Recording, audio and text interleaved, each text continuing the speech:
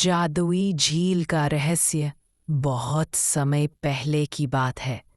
घने जंगलों और ऊंचे पहाड़ों के बीच बसा एक गांव था, सुरमापुर। वहां के लोग मेहनती थे, लेकिन कई सालों से वहां बारिश नहीं हुई थी। खेत सूख गए थे, पेड़ झड़ गए थे और नदियां भी रेत में बदल गई थी। गांव के लोग रोज ईश्वर से वर्षा की प्रार्थना करते, लेकिन कोई चमत्कार नहीं होता।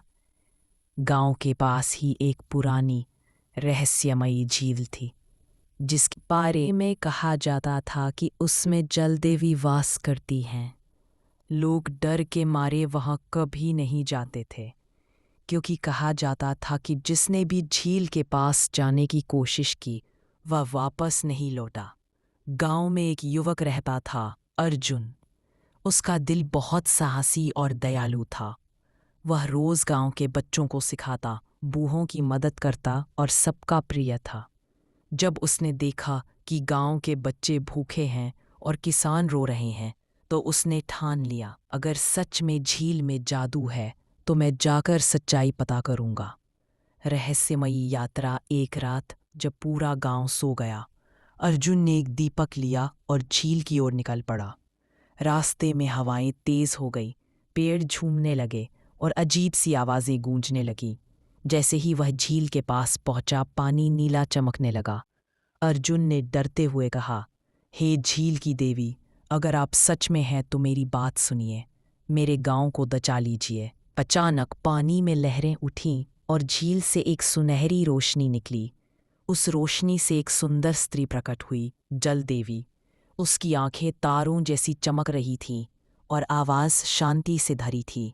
वह बोली, अर्जुन बहुत सालों से उनके लिए त्याग नहीं करेगा, मैं वर्षा नहीं भेज सकती।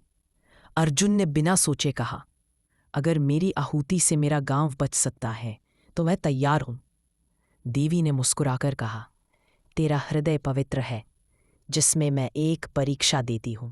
कल सुबह सूरज उगने से पहले इस झील के पानी की एक बूंद अपने गांव की मिट्टी में डाल दे। पर ध्यान रखना, तेरे मन में डर या स्वार्थ नहीं होना चाहिए। अगर ऐसा हुआ तो सब नष्ट हो जाएगा। परीक्षा की घड़ी। अर्जुन उस चमकती हुई पानी की बूंद लेकर लौटा। रास्ते में तूफान उठ गया, बिजली कड़की और हवाएं उसे रोकने लगी। उसने बूंद को हथेलियों में छिपाकर कसकर पकड़ लिया।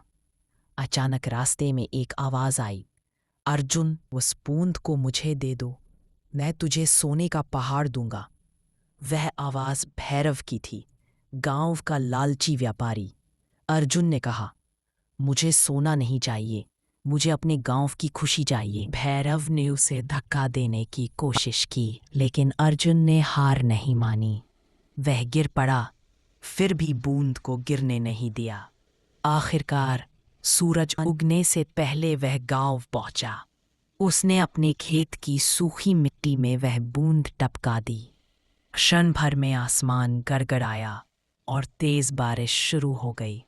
धरती ने फिर से सांस ली, खेतों में हरियाली लौट आई और गांव वाले खुशी से झूम उठे।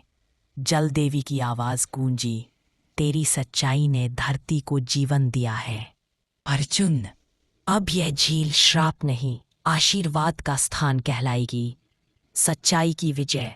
भैरव लालच के कारण झील की ओर भागा ताकि वह अपना सोना पा सके, पर जैसे ही उसने झील में कदम रखा, पानी पत्थर बन गया और वह हमेशा के लिए वही जम गया। गांव के लोग जब यह देखे तो सबक मिला कि जादू कभी स्वार्थियों के लिए नहीं होता। उस दिन के बाद से हर साल जब पहली बारिश होती, गांव वाले झील के किनारे इकट्ठे होकर अर्जुन की याद में दीप जलाते।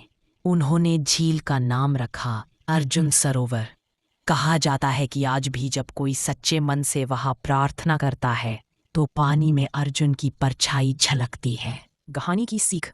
सच्चा जादू किसी वस्तु में नहीं, बल्कि सच्चे दिल और निस्वार्थ कर्म में होता है।